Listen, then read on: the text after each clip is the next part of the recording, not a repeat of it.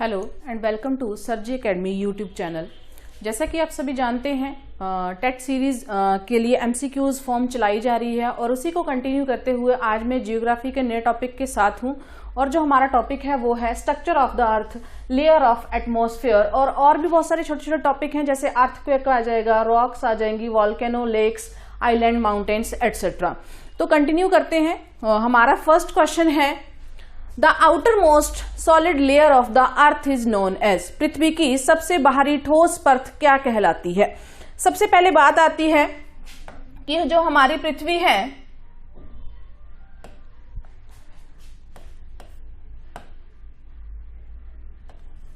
उसकी कितनी लेयर्स हैं, यहां से आपको क्लियर हो जाएगा कि हमारी जो पृथ्वी है उसकी कितनी लेयर्स हैं। तो हमारी पृथ्वी की मुख्य तौर पर 3 परतें हैं। अगर इस तरह से हम बात करेंगे ना, अर्थ है तो अर्थ की जो बाहरी सतह है जहां हम रहते हैं वहां से हम बात करेंगे, इस तरह से बनाएंगे तो ये एक लेयर होगी, ये दूसरी और तीसरी। जो सबसे ऊपरी लेयर है उसको हम बोलते हैं क्रस्ट, और क्रस्ट को हिंदी में हम बोलेंगे भूपरपट्टी, भूपरपट्टी। और जो बीच वाली है इसको हम बोलते हैं मेंटल। क्या बोलेंगे? मेंटल। तो दूसरी परत का नाम है मेंटल। और जो सबसे अंदर वाली परत है ये वाली, इसको हिंदी में हम बोलेंगे क्रोड और इंग्लिश में कोर। ठीक है, मध्य भाग। तो इस तरह से हमारी कितनी परतें हैं? कुल 3 परतें हैं, क्रस्ट, भूपरपट्टी, मेंटल एंड कोर। और यहां हमारा क्वेश्चन है पृथ्वी की सबसे बाहरी ठोस परत क्या कहलाती है? तो बाहरी परत कौन सी होगी? ये वाली, ऊपर वाली, ये वाली जो ऊपर वाली लेयर है जिसके ऊपर हम रहते हैं, ह्यूमन बींग्स रहते हैं। तो ये हमारी क्या है? सबसे बाहरी परत है। और कैसी परत है? ये ठोस परत है, सॉलिड परत है। तो यहां हमारा जो आंसर हो जाएगा वो क्या हो जाएगा? सी आंसर हो जाएगा। क्लियर हो गया? अब मूव करते हैं फिर नेक्स्ट क्वेश्चन की तरफ।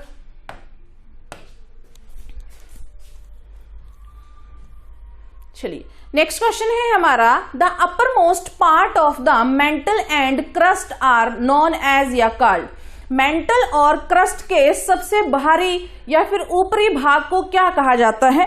ये हमारा संयुक्त भाग है। और यहां मैं आपको बता देती हूं, अभी हमने क्या किया, यहां हमने पृथ्वी की 3 लेयर्स देखी हैं, 1 2 3। पहली वाली कौन सी थी? हमारी क्रस्ट थी। दूसरी वाली कौन सी थी? मेंटल थी। और तीसरी वाली हमारी कौन सी थी? कोर थी। अब हमने क्या पढ़ा था कि ये जो क्रस्ट है ये कौन से कैसी है? ये है सॉलिड, ठोस अवस्था में है। अब ये जो मेंटल है ना, ये 2 पार्ट्स में है।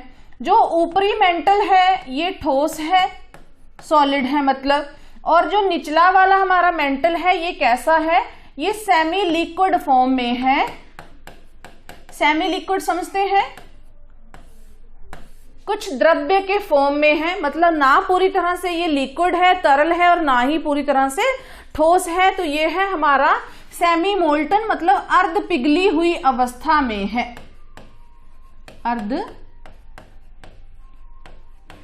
पिघली अवस्था में है। और ये हमारा कोर है, ये भी इस तरह से यहां देख लेते हैं साथ में। जो ऊपरी कोर है हमारा ये पिघली हुई अवस्था में है। और जो बिल्कुल आंतरिक कोर है, बिल्कुल अंदरूनी भाग है, ये हमारा क्या है? सबसे अधिक ठोस भाग है। क्लियर हो गया? तो हम हमारा क्वेश्चन है कि मेंटल और क्रस्ट का जो सॉलिड भाग है इसे संयुक्त रूप से क्या कहा जाता है? तो इसे हम बोलते हैं लिथोस्फीयर। याद रखेंगे, जो हमारा सॉलिड पोर्शन है लिक्विड से ऊपर वाला, उसको हम क्या बोलेंगे? लिथोस्फीयर बोलेंगे। बाकी आपको कोर पता है, ये हमारी जो आंतरिक भाग है इसको हम क्या बोलेंगे? तीसरी लेयर है, इसको हम बोलेंगे कोर। उसके बाद आता है क्रस्ट। तो क्रस्ट भी आपको मालूम है, ये जो ऊपर वाला पोर्शन है हमारी सबसे पहली वाली जो पट्टी है इसको हम क्या बोलेंगे? क्रस्ट बोलेंगे। अब एक ऑप्शन बचती है जो हमने नहीं पढ़ी है पहले, एस्थेनोस्फीयर। अब एस्थेनोस्फीयर क्या है? अभी हमने देखा ना ये वाला पोर्शन, मेंटल का जो लिक्विड पोर्शन है उसको हम क्या बोलते हैं? अस्थेनोस्फीयर बोलते हैं, हिंदी में भी सेम अस्थेनोस्फीयर बोलेंगे।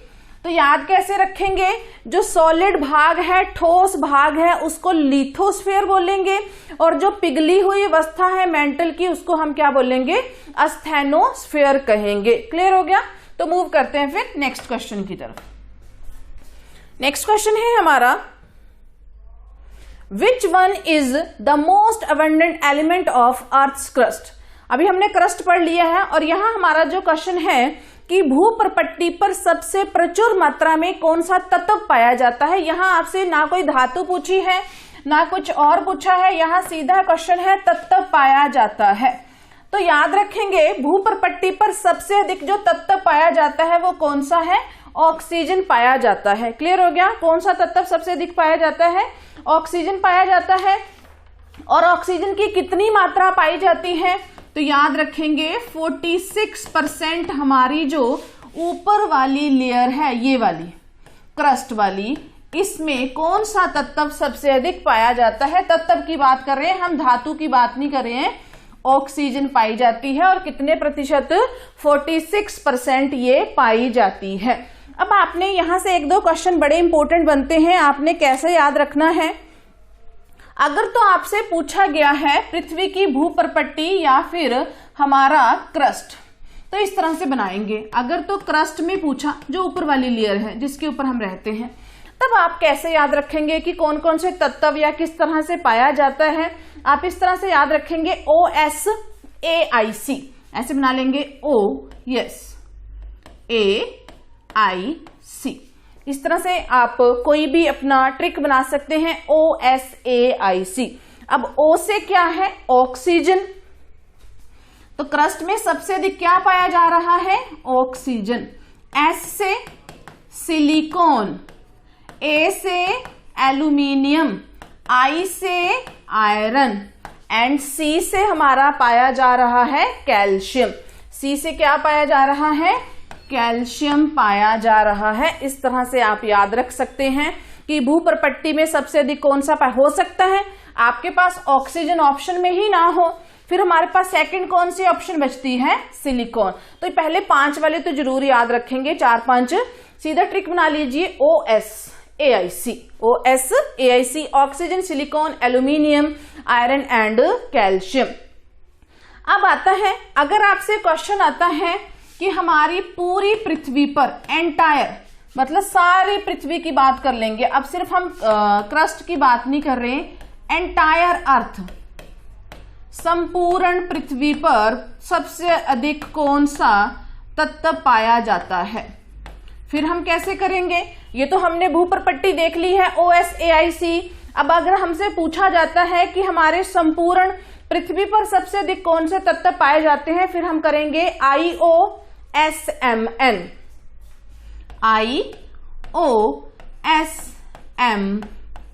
आराम से कर सकते हैं। I से आयरन, O से ऑक्सीजन, S से सिलिकॉन, M से मैग्नीशियम, N से निकेल। क्या बोलते हैं, N से निकेल। क्लियर हो गया। तो क्या बोलेंगे,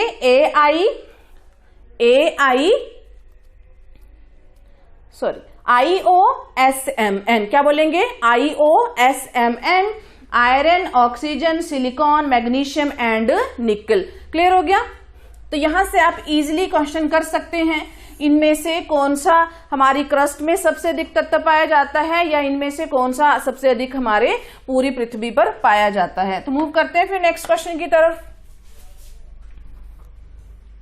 नेक्स्ट क्वेश्चन है हमारा, पृथ्वी की किस परत को निफेवी कहा जाता है, NIFE। तो यहां से भी एक क्वेश्चन जरूर आता है, मोस्ट इंपोर्टेंट। अभी हम परतें ही पढ़ रहे हैं कि पृथ्वी की 3 परतें हमने देखी हैं।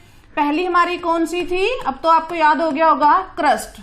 दूसरी कौन सी थी, मेंटल। और तीसरी कौन सी थी, हमारी कोर। तो याद रखेंगे, जो क्रस्ट है वहां पर सबसे अधिक पाया जाता है सिलिकॉन प्लस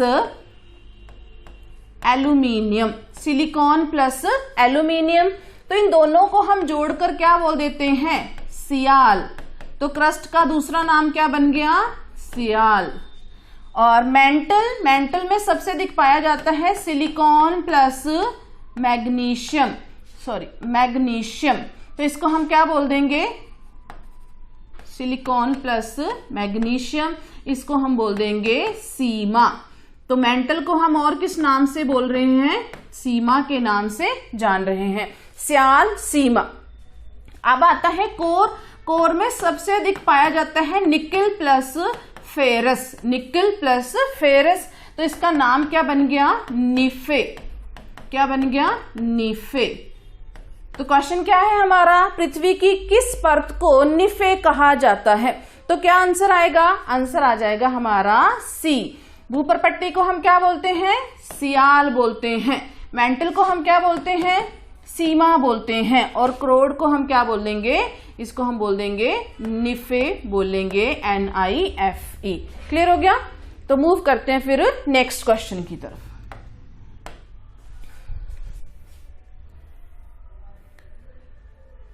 चलिए जी, नेक्स्ट क्वेश्चन है हमारा, the discontinuity between upper mantle and lower mantle is known as. ऊपरी मेंटल और निचले मेंटल के बीच की जो असंबद्धता है उसको किस नाम से जाना जाता है। तो सबसे पहले बात आती है कि ये डिसकंटिन्यूटी है क्या। अभी हमने पिछले क्वेश्चन में एक क्वेश्चन पढ़ा सियाल सीमा, और क्या पढ़ा हमने, निफे पढ़ा। तो इस तरह से बना लेंगे हम। पहली हमारी आ गई क्रस्ट, मेंटल एंड कोर। ठीक है जी। अब हमने क्या कहा था, हमने क्या देखा था कि जो हमारा क्रस्ट है वो सारा क्या है, सॉलिड पोर्शन है। लेकिन ये जो मुख्य तौर पर हमारा जो क्रस्ट पाया जाता है ना, मुख्य तौर पर 5 से 30 किलोमीटर की रेंज पर मेन हमारा ये पाया जाता है मुख्य तौर पर। ये क्वेश्चन भी आ जाता है, हमारे क्रस्ट मुख्य तौर पर कितने किलोमीटर तक पाया जाता है, तो कितना हो गया, 5 से 30 किलोमीटर। 5 कहाँ है, जो समुद्री सतह है वहां पर ये कितना मोटा है, लगभग 5 किलोमीटर।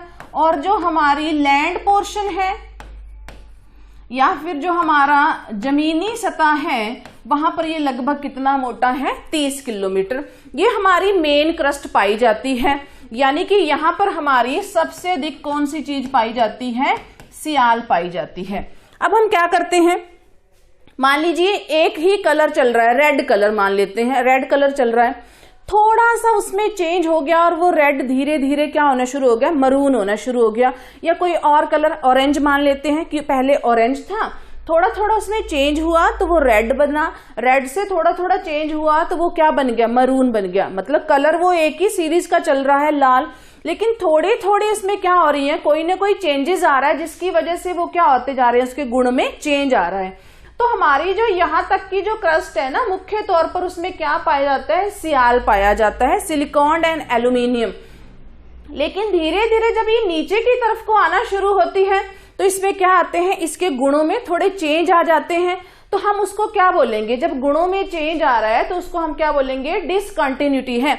मतलब ऑरेंज रंग था, धीरे धीरे उसमें चेंज आकर वो क्या हो गया, रेड हो गया, फिर उसमें चेंज आया तो वो क्या बन गया, हमारा मरून बन गया। तो उसी तरह से मान लेंगे हम, उसी तरह से आप ये कंसेप्ट समझ सकते हैं। अब यहां इस तरह से बनाएंगे हम, सब में कोई ना कोई चेंज आ रहा है तो मैं इस तरह से बना देती हूं। ठीक है, यहां मैं आपको समझाती हूं कि हमने डिसकंटिन्यूटी कैसे करनी है या फिर कैसे उसको याद रखना है। ठीक है जी, ठीक है, ये हमारा क्रस्ट था, ये वाला। ठीक है, ये हमारा क्या है, मेंटल है, और ये हमारा क्या है, हमारा कोर है। अब क्रस्ट में थोड़े चेंज आ गए तो मैंने बीच में एक लाइन खींच दी। अब मेंटल में भी क्या आ गए, थोड़े चेंज आ गए तो मैंने बीच में लाइन खींच दी। कैसे बन गया, एक पोर्शन, दूसरा पोर्शन, तीसरा, चौथा। इस तरह से कोर में भी चेंज आ गया। हमने पहले पढ़ा था ऊपर वाला कोर थोड़ा लिक्विड फॉर्म में है और नीचे वाला हमारा क्या है, सॉलिड। ठीक है जी, तो इस तरह से ये हमारा क्या बन गई, 5वीं लाइन बन गई। अब ध्यान से देखेंगे, अब ये जो हमारी पहली लाइन मान लेंगे इसको हम, ये वाली।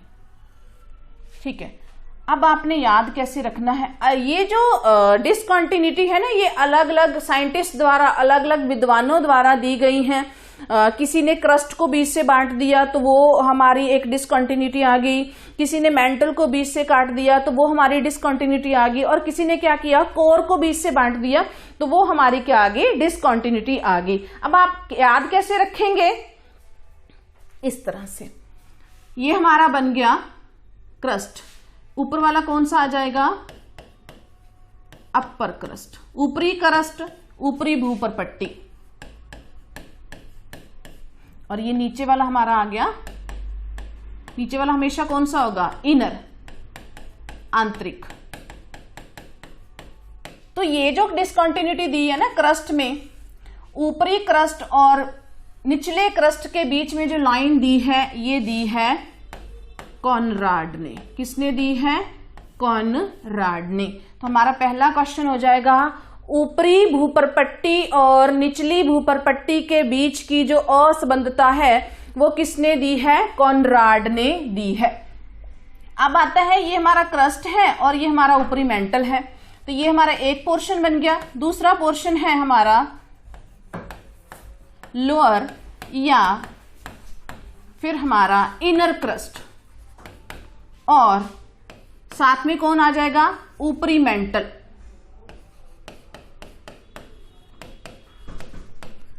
अपर मेंटल के बीच में ये जो डिसकंटिन्यूटी बताई है, ये बताई है किसने, मोहो नामक एक वैज्ञानिक थे, उन्होंने बताई है। तो हमने इसका नाम क्या रख दिया, मोहो डिसकंटिन्यूटी, मोहो असंबद्धता। इस तरह से ही क्वेश्चन आते हैं और इस तरह से ही आपने याद रखना होता है। ऊपरी क्रस्ट और आंतरिक या फिर निचली क्रस्ट के बीच में जो असंबद्धता है उसको हम क्या बोलेंगे, कॉनराड बोलेंगे। फिर आता है हमारा नीचे वाला, हमारा निचला क्रस्ट और ऊपरी मेंटल के बीच में जो असंबद्धता है उसको हम क्या बोलेंगे, मोहो बोलेंगे। तो देखते हैं फिर नेक्स्ट हमारा क्या है। नेक्स्ट हमारा तीसरा आ जाएगा। अब हमारा ये वाला भी हो गया, ये पोर्शन, ये पोर्शन। अब हमारा क्या बचा, इसके साथ इसकी असंबद्धता, ऊपरी मेंटल और निचले मेंटल के बीच में ये जो डिस्टेंस बन रहा है, डिसकंटिन्यूटी बन रही है, इसको हम किससे नाम से जानेंगे, रेपटी। क्योंकि जो वैज्ञानिक थे उनका नाम क्या था, रेपटी था।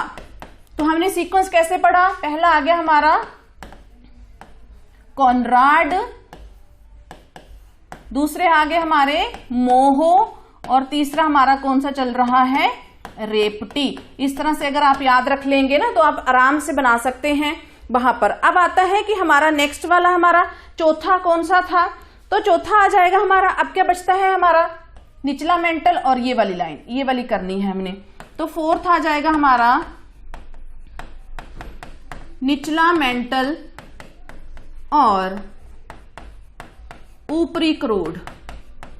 ठीक है, ये ऊपर वाला और ये वाला, इन दोनों के बीच ये जो लाइन खींची है हमने नंबर 4 वाली, इसको हम किस नाम से जानेंगे, तो ये वैज्ञानिक थे गुटेनबर्ग, तो नाम भी क्या रख दिया गया, गुटेनबर्ग, GUTEN, गुटेनबर्ग, BURG वर्ग।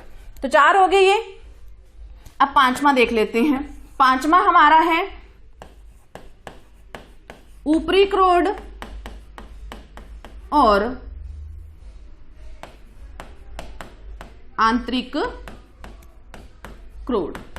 क्रोड के बीच, क्रोड के साथ ही असंबद्धता है, वो दोनों के बीच में डिसकंटिन्यूटी है। तो ये जो साइंटिस्ट थे इनका नाम था लेहमैन, तो इनके नाम पर हमने क्या बना दिया, लेहमैन डिसकंटिन्यूटी। तो पहली हमारी क्या होगी, कॉनराड, दूसरी हमारी मोहो, तीसरी रेपटी, और फोर्थ हमने कौन सी पढ़ी थी, फोर्थ हमने पढ़ी थी गुटेनबर्ग, और पांचवी अभी हमने की है लेहमैन। तो क्वेश्चन देखिए, ऊपरी मेंटल और निचले मेंटल के बीच में जो असंबद्धता है उसको हम किस नाम से जानते हैं, ये है हमारा तीसरा, ऊपरी मेंटल और निचला मेंटल। तो हमारा आंसर क्या आ जाएगा, आंसर नंबर सी, रेपटी असंबद्धता या फिर रेपटी डिसकंटिन्यूटी। क्लियर हो गया। चलिए फिर मूव करते हैं नेक्स्ट क्वेश्चन की तरफ। नेक्स्ट क्वेश्चन है हमारा, the density of the inner core is, घनत्व, डेंसिटी होती है, घनत्व क्या है हमारा, और किसका पूछा गया है, आंतरिक करोड़ का। तो यहां मैं आपको आंसर बता देती हूं सीधा, फिर उसके बाद क्लियर करते हैं। आंसर है हमारा ए, 13.6 ग्राम। ठीक है, ये हमारा क्या है, आंतरिक करोड़ का घनत्व है। अब घनत्व आप सबको पता होगा, चीजों में जो आपस में क्या बोलते हैं, आसपास जो चीजें होती है ना, जितनी पास जो चीजें जितनी पास होंगी उसको हम क्या बोलेंगे, वो घनत्व क्या है, उतना अधिक है। जो दूर होंगी उसका घनत्व क्या है, कम है। तो जो हमारी क्रस्ट है इसका जो घनत्व है वो क्या होता है, सबसे कम होता है। क्या होता है, सबसे कम। और जो करोड़ है, आंतरिक भाग है, इसका जो घनत्व है वो क्या होता है, सबसे अधिक होता है। क्लियर हो गया। तो हमारा जो ऊपरी क्रस्ट है ना, ऊपरी क्रस्ट हमने पढ़ा था अभी कॉनराड वाली, तो ऊपरी क्रस्ट का जो घनत्व है वो है 2.8 और जो निचला क्रस्ट है उसका है 3.0। ऊपर वाला क्या है, ये मैं अपर लिख रही हूं 2.8 और निचले वाला क्या है, लोअर क्रस्ट का 3.0। अब मेंटल का आता है 4.6 और हमारा जो करोड़ है उसका एवरेज आता है 13.6। तो कहां से शुरू किया हमने, 2.8 से शुरू करके हम कहां तक आए, 13.6 तक। क्लियर हो गया। तो हमारा जो आंसर आ जाएगा वो कितना आ जाएगा, 13.6। ये कुछ ऐसे फिगर हैं जिनको आपने सीधा ही लर्न करना है और यहां से एक आधा क्वेश्चन जरूर बनता है। तो हमारा 2.8 किसका आंसर है, ये है हमारा ऊपरी भूपरपट्टी का, जिसको हम क्रस्ट बोलते हैं। ये है हमारे ये वाला निचले या फिर आंतरिक क्रस्ट का, और ये है हमारा मेंटल का। ठीक है जी, क्लियर हो गया। तो चलिए फिर मूव करते हैं नेक्स्ट क्वेश्चन की तरफ।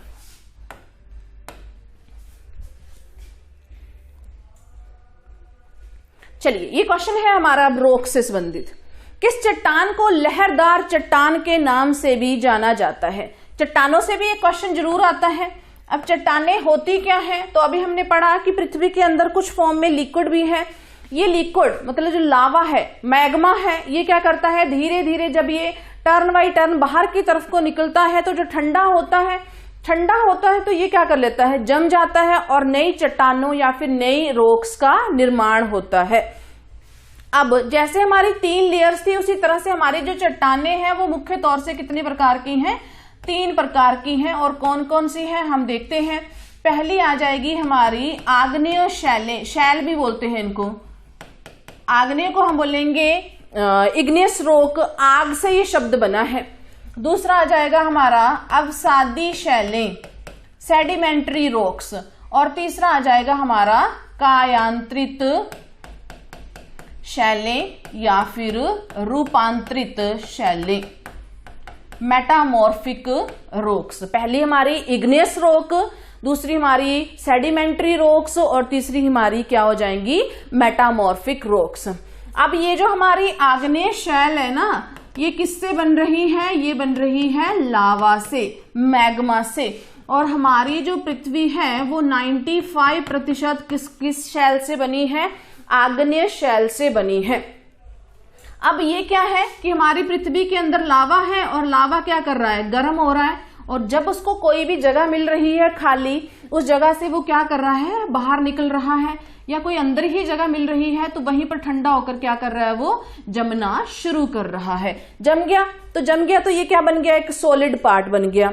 अब आप खुद सोचिए कि आग में हम किसी चीज को बहुत ज्यादा टेम्परेचर में किसी चीज को जला रहे हैं तो उसके नाम मात्र के अवशेष बचेंगे। और अगर आप एक प्लास्टिक के थैले को जलाकर देखिए, या फिर हम देखते हैं कि कैंडल की जो हमारी वैक्स बचती है पिघलकर, जो एकदम से क्या हो जाता है, जब पिघल रहा होता है तो गर्म होता है, ठीक है, एकदम से जब ठंडा हो जाता है तो क्या बन जाता है, दोबारा से वो सॉलिड फॉर्म में आ जाता है।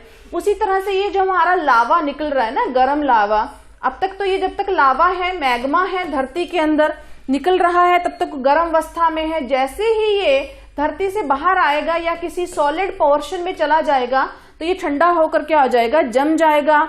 और आग में आप खुद सोचिए कि किसी चीज के अवशेष मिलेंगे, कभी नहीं मिलेंगे, नाम मात्र के अवशेष। तो इसमें ना तो लेयर्स होती हैं, नो लेयर, मतलब ये परतों में नहीं जमता। आपने कभी देखा है कि कैंडल की जो वैक्स है वो परत में जम रही है, या प्लास्टिक को जला रहे हैं तो वो लेयर में जम रहा है, परत में नहीं। ना इसमें लेयर होती है, ना ही इसमें जीवाश्म होते हैं। ठीक है जी, ये क्वेश्चन आता है। इसमें क्या है, ना परत है और ना ही क्या है, जीवों के अंश है, ना ही जीवाश्म है। लेकिन ये जो हमारी आग्नेय शैल होती है, इसमें सबसे अधिक क्या पाए जाते हैं, मिनरल पाए जाते हैं, मतलब खनिज पाए जाते हैं। अगर आपको क्वेश्चन आता है ना, कौन सी चट्टान में, कौन सी शैल में सबसे अधिक खनिज पाए जाते हैं, तो हम क्या आंसर करेंगे, आग्नेय शैलों में सबसे अधिक हमारे मिनरल्स, खनिज पाए जाते हैं, जैसे लोहा, एल्यूमिनियम आदि। अब इसके कुछ एग्जाम्पल देख लेते हैं। तो इसके एग्जाम्पल हैं हमारे सबसे इंपॉर्टेंट बसाल्ट, बेसाल्ट, और दूसरा है हमारा ग्रेनाइट। कौन सा है, ग्रेनाइट। दो मुख्य इसके एग्जाम्पल हैं, बेसाल्ट और ग्रेनाइट। हमारी जो समुद्री सतह है वो किससे बनी है, बेसाल्ट से बनी है, और हमारी जो लैंड पोर्शन है, हमारी जो जमीनी सतह है वो किससे बनी है, ग्रेनाइट से। ये क्वेश्चन भी आ जाता है कि हमारी जो समुद्री सतह है वो कौन सी आग्नेय शैल से बनी है, बेसाल्ट से बनी है, और हमारी जो सरफेस पोर्शन है वो किससे बना है, तो हमारे ग्रेनाइट से बना है। क्लियर हो गया। दूसरा आता है अवसादी शैलें। अब अवसाद क्या होते हैं, इसको हम इंग्लिश में बोलेंगे सेडिमेंट्री, सेडिमेंट्री। अब आपने याद कैसे रखना है, जब हम सैड होते हैं ना, उदास होते हैं, तो हमारा जो दिमाग है वो ऑटोमेटिकली चीजों को क्या करना, नेगेटिविटी की तरफ मोड़ना शुरू कर देता है। हम चीजों को अपने तरीके से क्या करते हैं, अपने दिमाग में जमा करना शुरू कर देते हैं। तो सेम ऐसे ही है हमारा अवसादी शैलें। क्या है, हमारी पृथ्वी है, मान लीजिए कोई नदी आ रही है, कोई भी नदी आ रही है, वो हमारे साथ क्या ला रही है, अपने साथ मिट्टी बहाकर। मिट्टी को क्या कर दिया उसने, समुद्र के किनारे या कहीं भी स्थान पर उसने जमा कर दिया। अब मान लीजिए किसी स्थान पर भूकंप आया, तो वहां पर क्या हो गया, पेड़ पौधे या फिर घर वगैरह गिर गए, तो वो भी क्या बन गया, एक नया मलबा या फिर एक नया अवसाद हो गया। जब उनको हम उठाएंगे नहीं तो वो इस लेयर पर क्या हो जाएंगे, जमा हो जाएंगे। कुछ समय बाद हमने क्या किया, कुछ और चीजें यहाँ फेंक दी, तो यहाँ पर ये धीरे धीरे धीरे धीरे क्या हो जाएगी, गलना शुरू हो जाएगी, और कुछ समय बाद ये किस में बन जाएगी, फिर से मिट्टी में कन्वर्ट हो जाएगी। तो जब हमारे डेली यूजेस या फिर प्राकृतिक कारणों की वजह से हमारी जो शैलें हैं वो टूटकर नया रूप लेना शुरू कर देती हैं, तो उसको हम क्या बोलते हैं, अवसादी शैलें बोलते हैं। और इनमें क्या होते हैं, परतें भी होती हैं। किसमें जम रही है ये, लेयर्स में। ठीक है, कभी आपने देखना मिट्टी होती है, ऊपर से ब्राउन है, थोड़ा और खोदेंगे तो काली मिट्टी निकल रही है, थोड़ा और खोदेंगे तो कोई व्हाइट कलर की मिट्टी है, मतलब वो कैसी शैल है, हमारी अवसादी शैल है। इसमें क्या पाई जाती है, लेयर्स पाई जाती है। दूसरा, इसमें क्या पाए जाते हैं, जीवाश्म पाए जाते हैं, जीवों के अंश। जैसे पेड़ पौधे गल गए, हमने नहीं उठाया, पत्तियों का क्या बन गया, अंश बन गए, जीवाश्म। कोई किसी का, कोई जानवर की डेथ हो जाती है, या जंगल में कोई जानवर मर जाता है, तो वहीं उसी स्थान पर वो सड़ जाएगा, तो वो क्या बन जाएंगे, जीवाश्म बन जाएंगे। और जिन स्थानों में, जिन परतों में हमारे जीवाश्म पाए जाते हैं, ऐसी चट्टानें हमारी रिच होती हैं किसमें, नेचुरल गैसेस में। प्राकृतिक गैस से आती है ना, जैसे हमारी रसोई गैस है या फिर हमारी सीएनजी गैस है, तो कोई भी नेचुरल गैस में ये रिच होते हैं। दूसरा, कोयले में ये रिच होते हैं। और तीसरा, पेट्रोलियम में ये चट्टानें रिच होती हैं। तो यहां से क्या क्या मिलता है, पेट्रोलियम पदार्थ, प्राकृतिक गैसें और कोयला यहां से मुख्य तौर पर पाया जाता है। क्लियर हो गया। अब इसके कुछ एग्जाम्पल्स हैं। मुख्य तौर पर एग्जाम्पल से अक्सर क्वेश्चन पूछे जाते हैं कि ये किस किस का एग्जाम्पल है। तो इसके एग्जाम्पल्स हैं मेनली हमारे पास, जैसे आ गया हमारा सैंडस्टोन, लाइमस्टोन। सैंडस्टोन समझते हो, बलुआ पत्थर। लाल किला देखा है सबने, तो लाल किला किस पत्थर से बना है, लाल पत्थर से बना है, तो उसको हम क्या बोलेंगे, बलुआ पत्थर, सैंडस्टोन। दूसरा आ गया लाइमस्टोन। लाइमस्टोन हम किसको बोलते हैं, चूना पत्थर। चूना पत्थर से क्या बनता है, हमारा सीमेंट बनता है। तो बलुआ पत्थर, चूना पत्थर। और हमारे कुछ एग्जाम्पल्स हैं, जैसे रॉक साल्ट, पहाड़ी जो क्या बोलते हैं उसको, पहाड़ी नमक होता है ना, रॉक साल्ट, ये भी किसका एग्जाम्पल है हमारा, ये भी हमारी सेडिमेंट्री रॉक का एग्जाम्पल है। और कुछ मुख्य एग्जाम्पल है, चौक। चौक हम यूज करते थे लिखने के लिए, तो चौक भी किसका एग्जाम्पल है, सेडिमेंट्री रॉक का ही एग्जाम्पल है। क्लियर हो गया। फिर नेक्स्ट देखते हैं हमारी कायांतरित शैलें क्या होती हैं। अब कायांतरित शैलें क्या होती हैं, एक मिनट,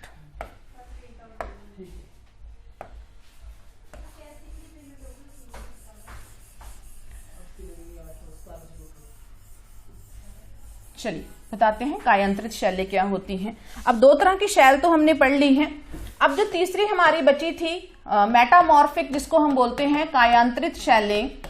अब क्या होता है कि दो तरह की शैलें तो हमारी बन गई, मतलब जब ओरिजिन हुआ तो वो आगन्य शैल थी, जब धीरे धीरे इसका रूप बदलना शुरू हो गया तो वो अवसादी शैलें हो गई। अब क्या होता है कि लगातार हीट, गर्मी और दबाव के कारण, प्रेशर के कारण, लगातार गर्मी और दबाव के कारण जब शैलों का रूप चेंज हो जाता है तो जो नई शैल सामने आती है, नई जो रॉक सामने आती है, उसको हम क्या बोलेंगे, मेटामॉर्फिक बोलेंगे। फॉर एग्जाम्पल के लिए हम कोई भी फ्रूट काट के रखते हैं, फॉर एग्जाम्पल एप्पल। अगर एप्पल को हम एक आधा घंटा तक कंज्यूम ना करें, काट कर रखें, तो धीरे धीरे उसका कलर कैसा होना शुरू हो जाता है, ब्राउन कलर हो जाता है। वैसे ही हमारी जो चट्टानें हैं, जब लगातार उनके ऊपर पानी आ रहा है, बरसात पड़ रही है, गर्मी पड़ रही है, प्रेशर पड़ रहा है, तो वो जो नया रूप बनेगा उसको हम क्या बोलेंगे, मेटामॉर्फिक बोलेंगे। उदाहरण के लिए यहां आ जाएगा मार्बल, जो संगमरमर का पत्थर है ना, ये क्वेश्चन आ जाता है ये किससे बना है, तो हमारा जो मार्बल है ये बनता है चूना पत्थर से, लाइमस्टोन से। और लाइमस्टोन हमने कहां पढ़ा था, किसकी एग्जाम्पल थी, तो लाइमस्टोन हमारी सेडिमेंट्री रॉक की एग्जाम्पल थी। क्लियर हो गया। दूसरा आ जाता है हमारा एंथ्रेसाइट कोयला। नॉर्मली जब आपसे कोयला पूछा जाए तब हम क्या करेंगे, तब हम बोलेंगे कि हमारा जो कोयला है वो सेडिमेंट्री है, लेकिन एक कोयले की ब्रांच होती है एंथ्रेसाइट कोयला। तो जो एंथ्रेसाइट कोयला है वो कहां से बन रहा है, वो बन रहा है कोयले से। कोयले के 4 प्रकार होते हैं, ये हम कभी नेक्स्ट क्लास में पढ़ेंगे। क्लियर हो गया। तो अब हमसे क्वेश्चन क्या पूछा गया है, किस चट्टान को लहरदार चट्टान के नाम से भी जाना जाता है, तो बताइए जरा कौन सा आंसर आ जाएगा हमारा, डी आंसर आ जाएगा, सेडिमेंट्री रॉक के नाम से जाना जाता है। क्लियर हो गया। चलिए फिर मूव करते हैं नेक्स्ट क्वेश्चन की तरफ। चलिए ये क्वेश्चन आप इजीली कर सकते हैं। विच one is an example of igneous rock, इनमें से कौन सी शैल हमारे आगन्य शैल का उदाहरण है। तो ये मैं आपको इलेबोरेट नहीं करूंगी, आप खुद देखिए समझिए। मैंने पिछले क्वेश्चन में करवाया है कि हमारा आगन्य शैल का उदाहरण कौन है, तो हमारा आंसर क्या आ जाएगा, ग्रेनाइट। बाकी चौक है, बलुआ पत्थर है, ये हमारे किसके एग्जाम्पल हैं, ये हमारे अवसादी शैलों के आंसर हैं। और ये हमारा जो मार्बल है, मार्बल क्या है, मेटामॉर्फिक है। मार्बल से अक्सर क्वेश्चन आया है, बार बार आता है कि मार्बल हमारा कहां से बना है, तो ये हमारा लाइमस्टोन से बना है। क्लियर हो गया। चलिए देखते हैं फिर नेक्स्ट क्वेश्चन।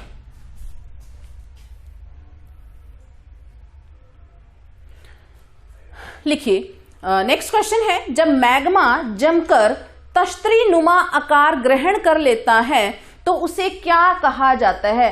अभी हमने पढ़ा ना थोड़ी देर पहले कि हमारी पृथ्वी के अंदर क्या है, मैग्मा है, लावा है, जो लगातार क्या कर रहा है, अंदर प्रोसेस करता रहता है। तो यहां से भी एक आधा क्वेश्चन जरूर आता है। अभी हमने आग्नेय शैलें पढ़ी थी, ये मान लीजिए हमारी पृथ्वी है, ये ऊपर वाला पोर्शन है, ये मान लीजिए मानव है, यहाँ पर ये सतह समझ लेंगे आप, क्रस्ट। और क्रस्ट के बाद हमने पढ़ा था कि ये जो क्रस्ट है और मेंटल का ऊपरी भाग जो सॉलिड है, ठोस अवस्था में है, उसको हम क्या बोलते थे, लिथोस्फीयर बोलते हैं। ठीक है। अब हमने नीचे पढ़ा था कि नीचे वाला भाग क्या है, अर्ध द्रव्य फॉर्म में है, सेमी मोल्टन फॉर्म में है।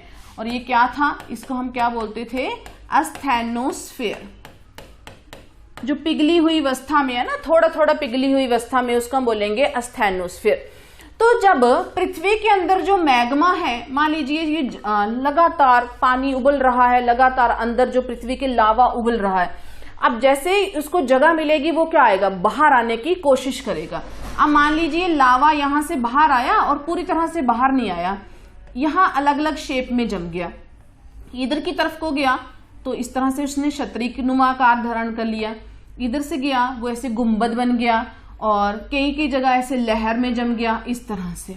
तो हमसे जो क्वेश्चन पूछा है तश्तरी, तश्तरी क्या होती है? सोसर, ऐसे इस तरह से जो प्लेट होती है ना इस तरह की शेप वाली, थोड़ी बीच से गहरी और ऊपर की तरफ से किनारे, उसको हम तश्तरी बोलते हैं। तो बोलता है कि जब मैग्मा तश्तरी की तरह जम जाता है तो उसको हम क्या नाम देते हैं? उसको हम क्या बोलते हैं? लेपोलिथ बोलते हैं। सीधा नाम याद रखेंगे कि जब हमारा मैग्मा ही बोल लीजिए या फिर आप लावा बोल लीजिए, एक ही बात है। मैग्मा जब तक जमीन के अंदर है वो मैग्मा है, जैसे जमीन के बाहर आ जाएगा वो लावा बन जाएगा। तो तश्तरी नुमा को हम क्या बोलेंगे? लेपोलिथ बोलेंगे। बाकी ऑप्शन देख लेते हैं। फैकोलिथ क्या होती है? जब हमारा लावा लहर के समान जमेगा, लहर समझते हैं ना, इस तरह से जमेगा, तो उसको हम क्या बोलेंगे? फैकोलिथ बोलेंगे। और जब हमारा जो लावा गुंबद के रूप में जम जाएगा, गुंबद समझते हो ना, इस तरह से टॉम्ब, जो मस्जिदों या फिर हमारे गुरुद्वारों की छतें ऐसी गुंबद की तरह होती हैं, तो जब ये अंदर ही पृथ्वी के अंदर गुंबद के रूप में जम जाएगा उसको हम क्या बोलेंगे? बैथोलिथ। नेक्स्ट आता है लैकोलिथ। तो लैकोलिथ क्या है? छतरी की तरह। छाता कैसा होता है हमारा? इस तरह से जब हमारा लावा जम जाएगा तो उसको हम क्या बोलेंगे? लैकोलिथ बोलेंगे। एक आधा क्वेश्चन जरूर आता है। तो लैकोलिथ क्या है? जब वो प्लेट की तरह जम रहा है। फैकोलिथ क्या है? जब वो लहर की तरह जम रहा है। बैथोलिथ क्या है? जब वो गुंबद की तरह जम रहा है। और लैकोलिथ क्या है? जब मैग्मा छतरी की तरह जम रहा है। क्लियर हो गया? चलिए फिर देखते हैं नेक्स्ट क्वेश्चन। चलिए, वेरी इंटरेस्टिंग क्वेश्चन और important question. The longest mountain range of the world. अक्सर सीधे क्वेश्चन आते हैं, विश्व की सबसे लंबी पर्वत श्रृंखला कौन सी है? तो सीधा आंसर पर आते हूं। हमारा जो सबसे लंबी, इस तरह से सबसे लंबी जो माउंटेन रेंज है वो कौन सी है? एंडीज। और एंडीज कहां पड़ती है? ये पड़ती है हमारी दक्षिणी अमेरिका में, दक्षिणी अमेरिका महाद्वीप में। अमेरिका नहीं हम बोल रहे हैं देश, हम महाद्वीप की बात कर रहे हैं, दक्षिण अमेरिका महाद्वीप। ठीक है जी, ये आ गया सबसे पहले नंबर पर लंबाई में। सेकंड पर आता है सेकंड सबसे लॉन्गेस्ट, दूसरा सबसे लंबी पर्वत श्रृंखला कौन सी है? रॉकीज। और रॉकीज कहां पड़ती है? उत्तरी अमेरिका महाद्वीप में। कहां पड़ती है? उत्तरी अमेरिका महाद्वीप में। ये मैक्सिको में भी हो सकती है थोड़ी बहुत ये अमेरिका में, थोड़ी बहुत कनाडा में, इस तरह से फैली हुई है। तीसरी ऑप्शन देख लेते हैं हिमालय। तो हिमालय विश्व की सबसे ऊंची पर्वत श्रृंखला है। क्या है ये? सबसे ऊंची है। और इसकी सबसे ऊंची चोटी का नाम क्या है? एवरेस्ट है। और यहां से आपने मुझे कमेंट सेक्शन में एक आंसर करना है कि जो एवरेस्ट है हमारा, इसकी हाइट कितनी है। ये क्वेश्चन बार बार आता है। हमारा जो माउंट एवरेस्ट है उसकी ऊंचाई कितनी है, ये आप मुझे बताएंगे। नेक्स्ट हमारी चौथी ऑप्शन है यूराल। तो यूराल कहाँ है? यूराल से भी क्वेश्चन बनता है। यूराल यूरोप और एशिया के मध्य पड़ती है। कहाँ पड़ती है? यूराल यूरोप और एशिया के मध्य सीमा बनाती है, बाउंड्री बनाती है यूराल। ठीक है जी, अब यहां से देख लेते हैं यूरोप की सबसे लंबी पर्वत श्रृंखला। तो वो है द एल्पस। कौन सी है? The Alps. एल्पस एक हमारा ऑस्ट्रेलिया में भी पड़ता है, उसको हम ऑस्ट्रेलियन एल्पस बोलते हैं। ये हमारा यूरोप वाला आ जाएगा। यूरोप की सबसे लंबी पर्वत श्रृंखला कौन सी है? एल्पस है। और ये जो यूराल है ये क्या बनाता है? यूरोप और एशिया के बीच में सीमा बनाता है। ये है, एक और है कॉकेशियस। कॉकेशियस पर्वत भी यूरोप और एशिया के बीच सीमा बनाता है। क्लियर हो गया? चलिए फिर देखते हैं नेक्स्ट क्वेश्चन।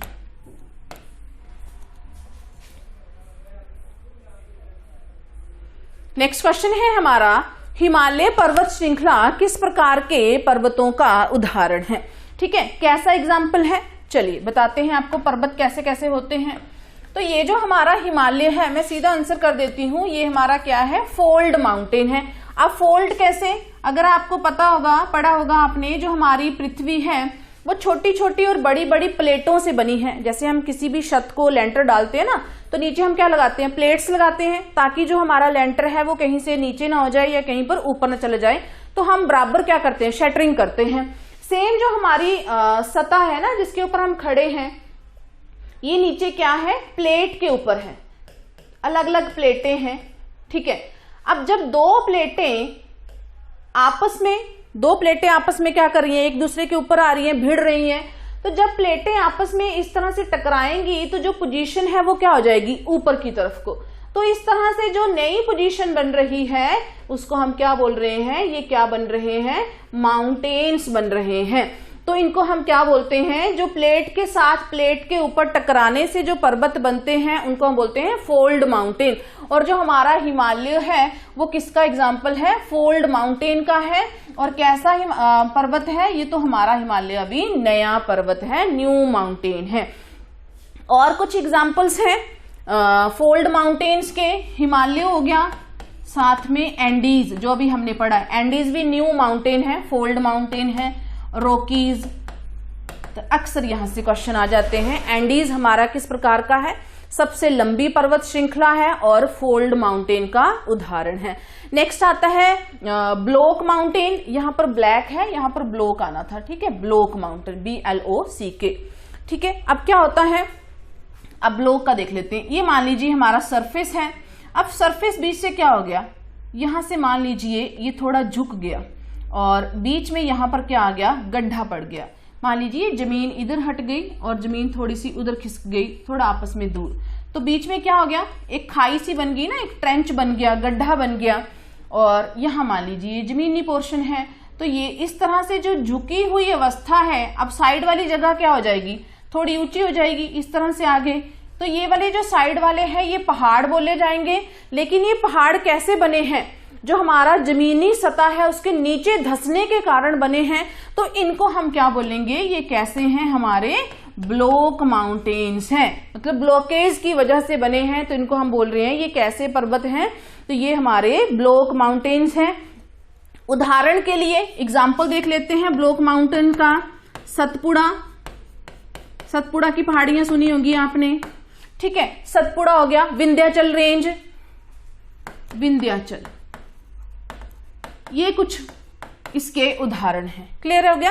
तो हमसे क्वेश्चन पूछा गया था कि हमारा जो हिमालय पर्वत श्रृंखला है वो किस प्रकार का उदाहरण है, तो वो हमारे फोल्ड माउंटेन्स का उदाहरण है। ज्यादातर क्वेश्चन यहीं से आते हैं, दोनों से। चलिए जी फिर नेक्स्ट देखते हैं क्वेश्चन। वेरी इंपॉर्टेंट क्वेश्चन, किस पठार को विश्व की छत कहा जाता है। देखिए यहां पर दो ऑप्शन सही हैं, अगर आंसर करेंगे तो हमारा आंसर आ जाएगा पामीर की छत। लेकिन अगर पामीर ऑप्शन में नहीं है तो आपका जो नेक्स्ट आंसर बनेगा वो क्या बनेगा, तिब्बत का पठार। जब हम इस तरह से भारत की बात करते हैं ना, इस तरह से मान लीजिए, इस तरह से यहां हमारे क्या है, पठार है एक, जिसको हम क्या बोलते हैं, पामीर का पठार। अब यहां से बहुत सारे पर्वत निकलते हैं, हिंदू कुश पर्वत, सुलेमान की पहाड़ियां, एक तरफ को हमारा हिमालय पर्वत, दूसरी तरफ को हमारा तिब्बत का पठार।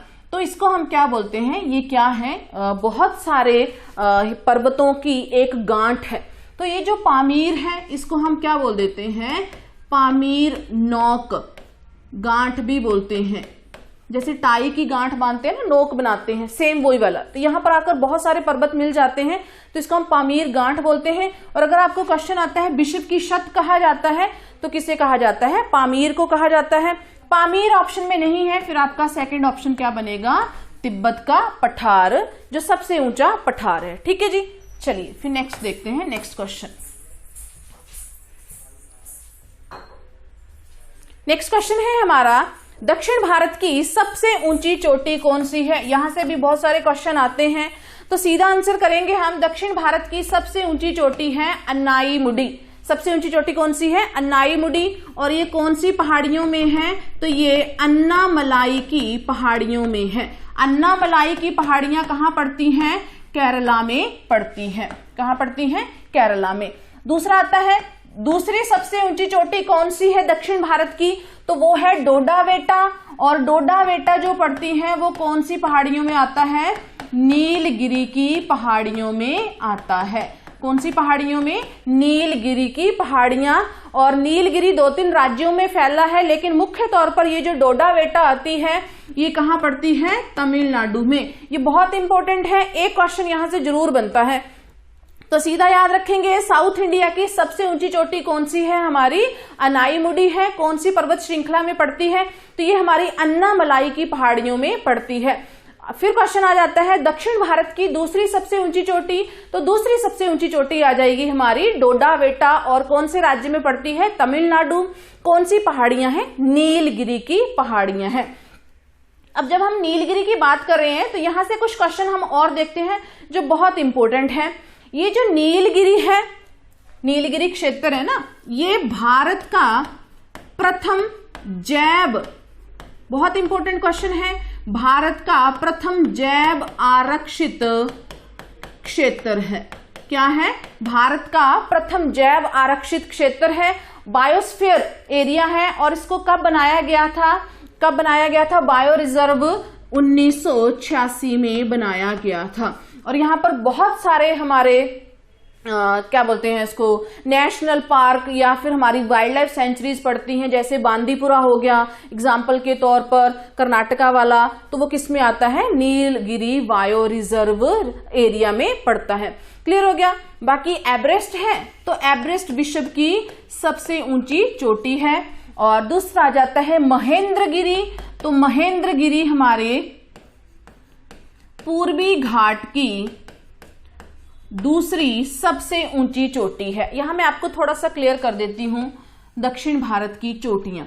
ये जो हमारा पोर्शन है, यहां पर जो हमारे पहाड़ हैं इनको हम क्या बोलते हैं? पश्चिमी घाट बोलते हैं। क्या बोलेंगे? पश्चिमी घाट। और यहां जो हमारी पहाड़ियां हैं इनको हम क्या बोलेंगे? पूर्वी घाट।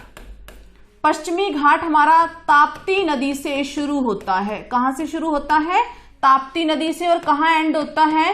कन्याकुमारी, तमिलनाडु के कन्याकुमारी में एंड होता है। अगर दोनों की हाइट देखी जाए तो ये क्या है? पश्चिमी घाट हमारा ज्यादा ऊंचा है। क्लियर हो गया? और ये कम ऊंचा है। अच्छा जी, पश्चिमी घाट को कर्नाटका में, किसकी बात कर रहे हैं हम?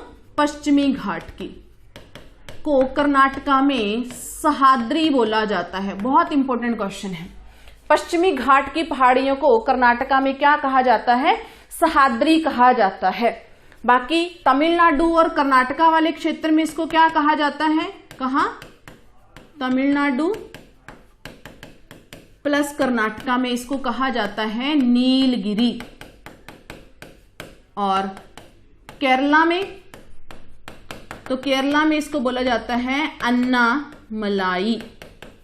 क्या बोलते हैं? अन्नामलाई। ये कुछ चीजें याद रखेंगे, यहां से क्वेश्चन जरूर बनते हैं। ठीक है जी। अब अगर आपको इस तरह से क्वेश्चन आ जाता है ना, प्रायद्वीप भारत की सबसे ऊंची चोटी, तब भी आप अनाईमुडी करेंगे। प्रायद्वीप या फिर दक्कन भारत की सबसे ऊंची चोटी, तब भी आप क्या करेंगे? अनाईमुडी ही हमारा आंसर होगा। अब कुछ 1-2 और पहाड़ियों के नाम देख लेते हैं। सबसे पहले क्वेश्चन आता है यहां पर, हमारा पश्चिमी घाट और पूर्वी घाट यहां जहां आपस में मिल रहे हैं वहां पर कौन सा स्थान है? तो कौन सा स्थान है? नीलगिरी की पहाड़ियां हैं। चाहे क्वेश्चन इस तरह से पूछे कि पश्चिमी घाट और पूर्वी घाट जहां मिलते हैं उन पहाड़ियों को क्या कहते हैं? नीलगिरी। या फिर आपसे क्वेश्चन पूछा जाता है पश्चिमी घाट और पूर्वी घाट दोनों अलग होते हैं, तो स्थान को क्या करेंगे? तब भी हम क्या करेंगे?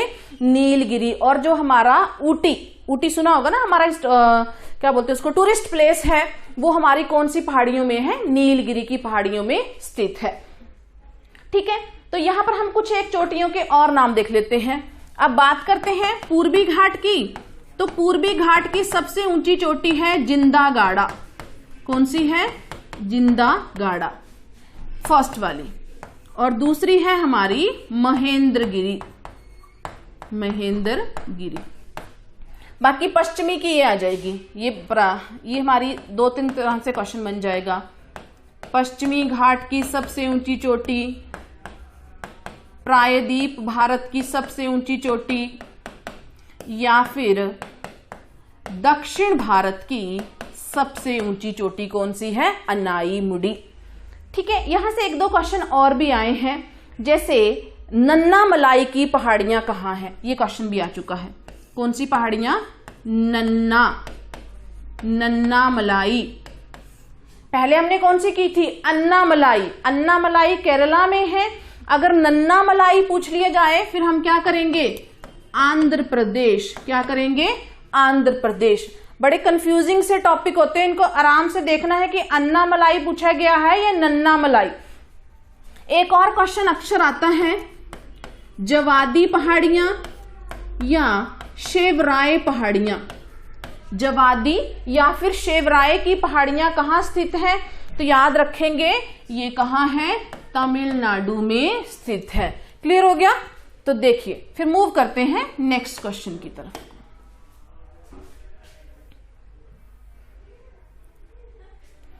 चलिए, यहां पर हमारा क्वेश्चन है, ऑस्ट्रेलिया महाद्वीप की सबसे ऊंची चोटी कौन सी है? तो ऑस्ट्रेलिया की सबसे ऊंची जो चोटी है वो हमारी आ जाएगी answer number C.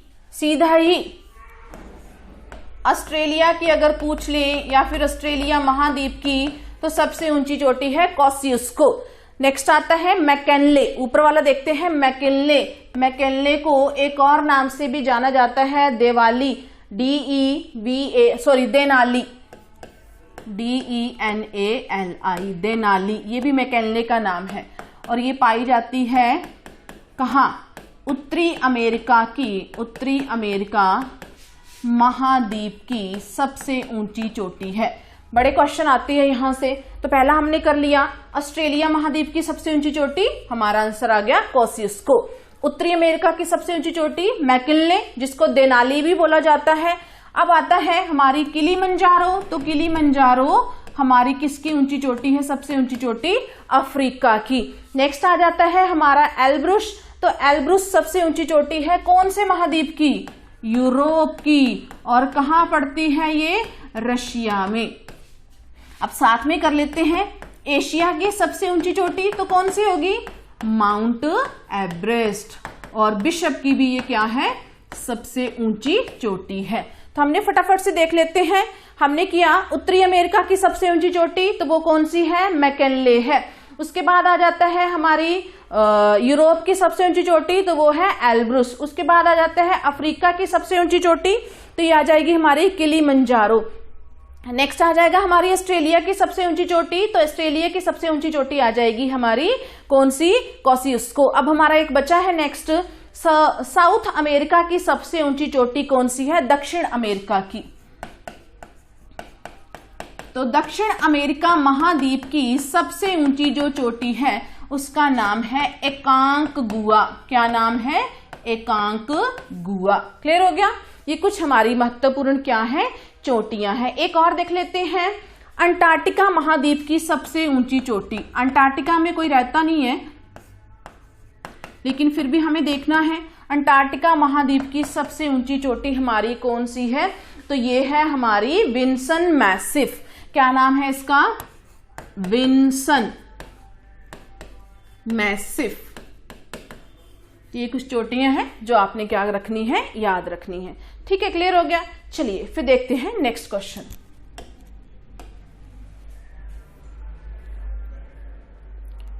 Very important question, which is the largest fresh water lake of India? Bharat की सबसे बड़े मीठे पानी की झील कौन सी है? तो सीधा ही आंसर करते हैं, कौन सी है? बुल्लर लेक। कहां पड़ती है? जम्मू और कश्मीर में। चिल्का लेक देख लेते हैं, चिल्का लेक कहां पड़ती है? उड़ीसा में। और खारे पानी की सबसे बड़ी झील है, कौन सी झील है? खारे पानी की सबसे बड़ी झील है। साथ में सबसे बड़ी लैगून झील है, कौन सी? चिल्का। लैगून क्या होता है? समुद्र का पानी जब लहरों के माध्यम से जमीनी स्तर पर आ जाता है लेकिन वापस नहीं जा पाता, तो उस वजह से जो झील बनती है उसको हम क्या बोलते हैं, लैगून झील बनते हैं। तो भारत की सबसे बड़ी लैगून झील कौन सी है, हमारी चिल्का है, उड़ीसा में पड़ती है। और भारतीय नौसेना इसको किसके लिए यूज करती है, भारतीय नौसेना इसको सैन्य परीक्षण के लिए इसका प्रयोग करती है। नेक्स्ट आता है चोलामू।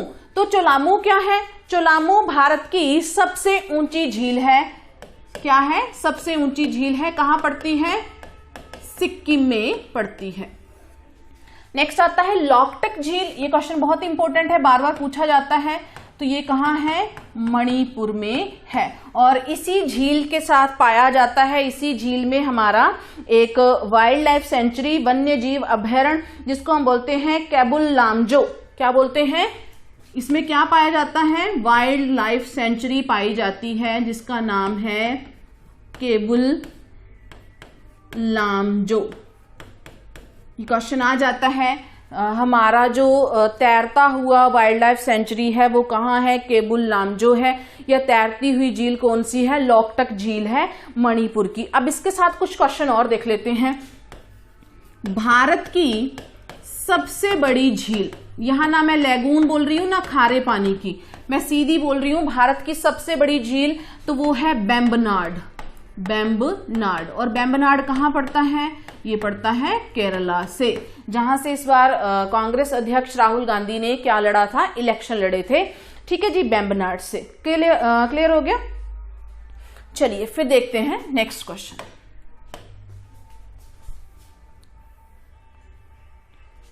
चलिए क्वेश्चन है यहां पर, विश्व की सबसे गहरी झील कौन सी है, deepest lake of the world. तो विश्व की सबसे गहरी जो लेक है वो हमारी कौन सी है, याद रखेंगे वेकॉल लेक। कौन सी है, वेकॉल। और कहां पाई जाती है, रशिया में। कैस्पियन सागर झील, ये है सबसे बड़ी झील, विश्व की सबसे बड़ी झील। ये भी कहां पाई जाती है, रशिया, अर्जेंटीना, अजरबैजान, इस तरह से 5-6 देशों के बॉर्डर पे पाई जाती है। नेक्स्ट है टिटिकाका झील। तो टिटिकाका झील सबसे ऊंचाई पर स्थित झील है, ऊंचाई पर स्थित झील है। और ये नौकायान, मतलब यहां पर किश्ती में लोग सफर करते हैं, तो ये हमारी कौन सी है, नौकायान झील है। नेक्स्ट आता है सुपीरियर झील। तो सुपीरियर झील विश्व की सबसे बड़े मीठे पानी की झील है, वर्ल्ड की सबसे बड़ी मीठे पानी की झील है। और ये जो सुपीरियर झील है ये यूएसए और कनाडा के बॉर्डर पर पाई जाती है, अमेरिका और कनाडा के बॉर्डर पर पाई जाती है, लेकिन मैक्सिमम जो है वो किसके पास है, यूएसए के पास। यहां आपने एक चीज याद रखनी है, इस तरह से ये 5 झीलों का संगम है, होम्स। कहां पड़ता है, अमेरिका और कनाडा के बॉर्डर पर पड़ती हैं 5 झीलें। नाम याद रखने हैं इनके, एच से बन जाएगा, एच से क्या बनेगा, ह्यूरोन, ओ से ऑन्टेरियो, एम से मिशिगन, ई से एरी और एस से सुपीरियर। तो सुपीरियर क्या है, विश्व की सबसे बड़ी मीठे पानी की झील है। क्लियर हो गया जी। और ये चारों 5 जो क्या है, कनाडा और यूएसए के बॉर्डर पर पड़ती हैं। बस याद रखेंगे जो मिशिगन है वो पूरी तरह से किसके पास है, यूएसए के पास है, इस पर कनाडा का कोई भी अधिकार नहीं है। क्लियर हो गया। चलिए फिर देखते हैं नेक्स्ट क्वेश्चन। नेक्स्ट क्वेश्चन है हमारा, भारत की सबसे बड़ी मानव निर्मित झील कौन सी है। तो सीधा आंसर करते हैं, भारत की सबसे बड़ी मानव निर्मित झील है हमारी गोविंद बल्लभ पंत सागर। कहां है ये, उत्तर प्रदेश में। कौन सी नदी पर बनी है, तो ये बनी है रिहंद नदी पर। और रिहंद किसकी ट्रिब्यूटरी है, रिहंद है सोन नदी की ट्रिब्यूटरी। और सोन किसकी ट्रिब्यूटरी है, ट्रिब्यूटरी समझते हो ना, हमारी सहायक नदियां। तो ये जो डैम बना है उत्तर प्रदेश और मध्य प्रदेश के बॉर्डर पर बना है, उसकी वजह से जो झील बनी है उसका नाम क्या है, गोविंद बल्लभ पंत सागर है। और ये कौन सी नदी पर है, तो ये हमारी रिहंद नदी पर है। रिहंद किसकी ट्रिब्यूटरी है, सोन की, और सोन किसकी ट्रिब्यूटरी है, हमारी गंगा की। अब क्यों इसका नाम गोविंद बल्लभ पंत सागर रखा गया है, क्योंकि ये उत्तर प्रदेश के क्या थे, प्रथम चीफ मिनिस्टर थे, तो उनके नाम पर इस झील का नाम रखा गया है। बाकी ऑप्शन देख लेते हैं। गोविंद सागर झील, तो ये सिखों के 10वें गुरु गुरु गोविंद सिंह के नाम पे बनाई गई है। और ये कहाँ है, तो ये है हमारे हिमाचल प्रदेश, और हिमाचल प्रदेश में भी कहाँ है, बिलासपुर। कौन सी नदी पर बनाई गई है, तो ये बनाई गई है सतलुज।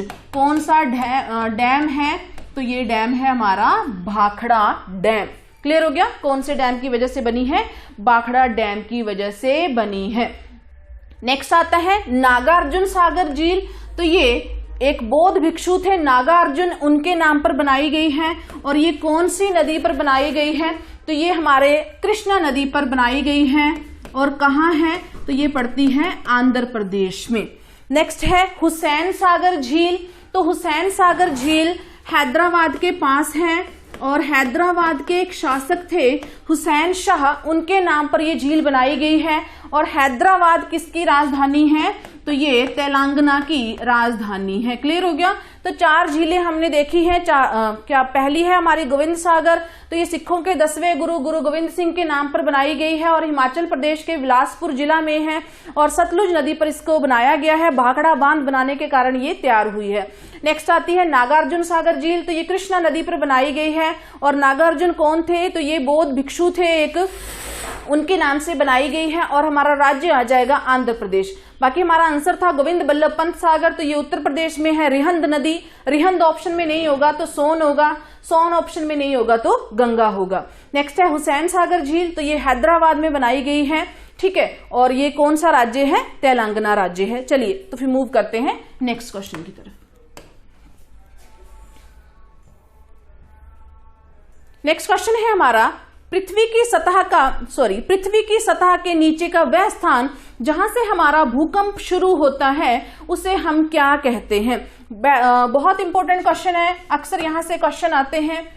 अब ये हमारी पृथ्वी की सतह है, ये हमने मानव बना लिए, कोई भी घर बिल्डिंग इस तरह से समझने के लिए कि हमारी क्या है, सतह है।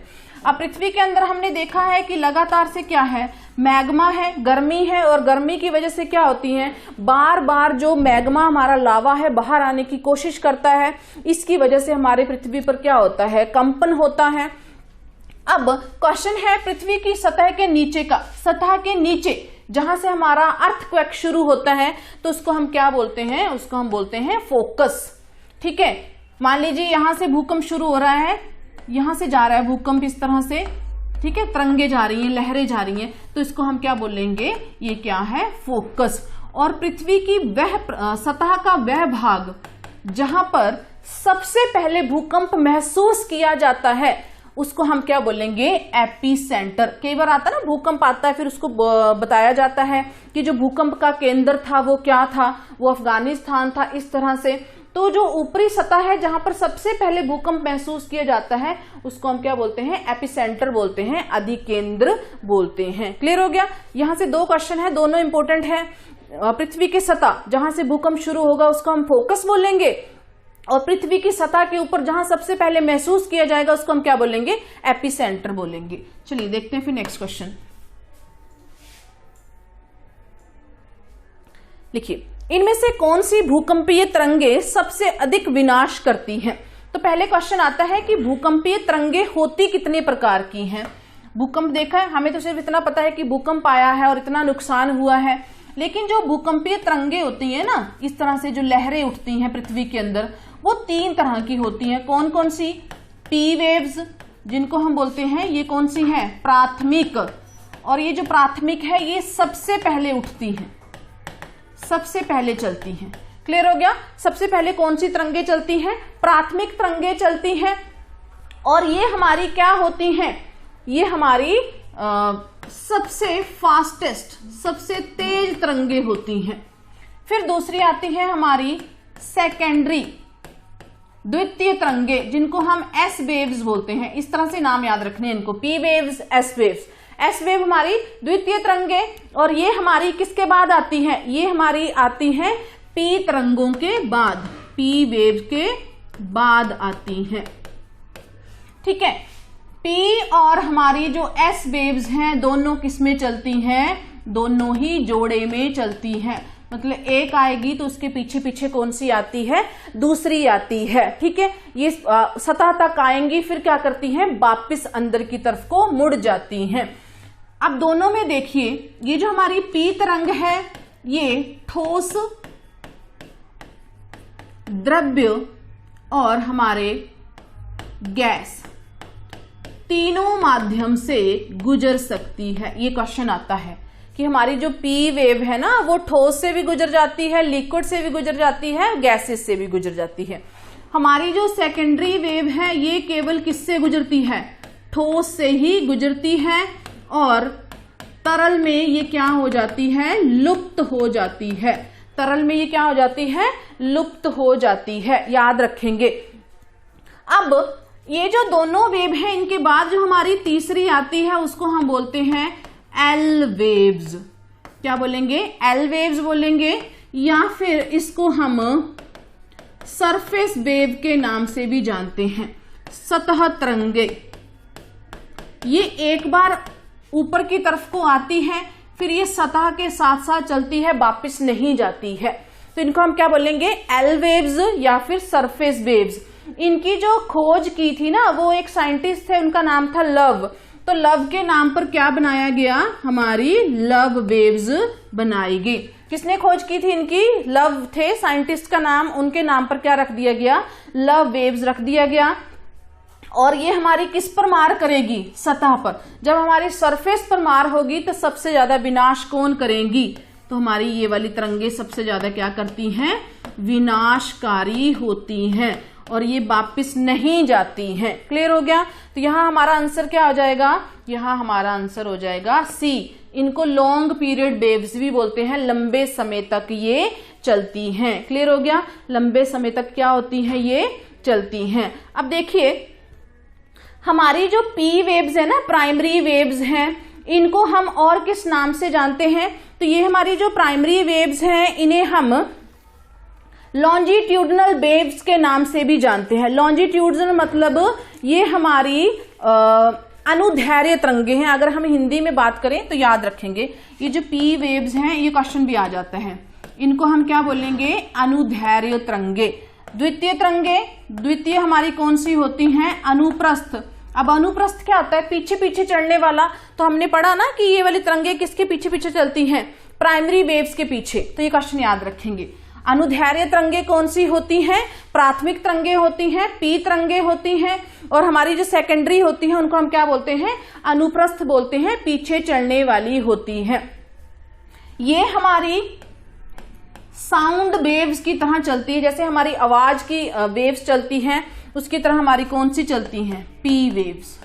ये दोनों तीनों क्वेश्चन बहुत इंपॉर्टेंट है। और जो हमारी द्वितीय तरंगे हैं, सेकेंडरी वेव्स, वो हमारी किसके समान होती हैं? लाइट वेव्स के समान होती हैं। तो इनको याद रखेंगे, यहां से जरूर एक या दो क्वेश्चन हमेशा ही आते हैं। ठीक है, चलिए फिर देखते हैं नेक्स्ट क्वेश्चन।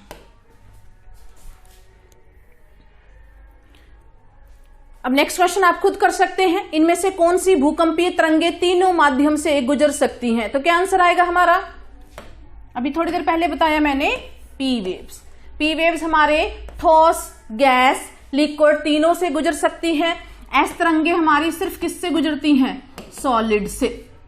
और ये जो एस तरंगे हैं ना, ये हमें बताती हैं कि पृथ्वी की कौन सी जगह तरल है, पृथ्वी के अंदर कौन सी जगह क्या है? तरल है। क्योंकि ये लिक्विड से निकलती ही नहीं है, तो जहां पर ये बंद हो जाएंगे हम क्या समझ जाएंगे? वहां पर क्या है? पृथ्वी की तरल अवस्था है। और सबसे विनाशकारी हमारी कौन सी होती हैं? एल वेव्स होती हैं। ठीक है, नेक्स्ट देखते हैं फिर। Very important question.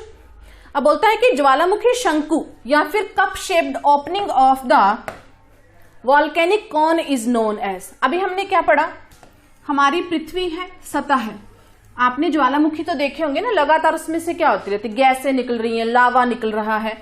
तो हमारी पृथ्वी के जब अंदर लावा होता है उसको हम क्या बोलते हैं, मैग्मा बोलते हैं। क्या बोलेंगे, मैग्मा।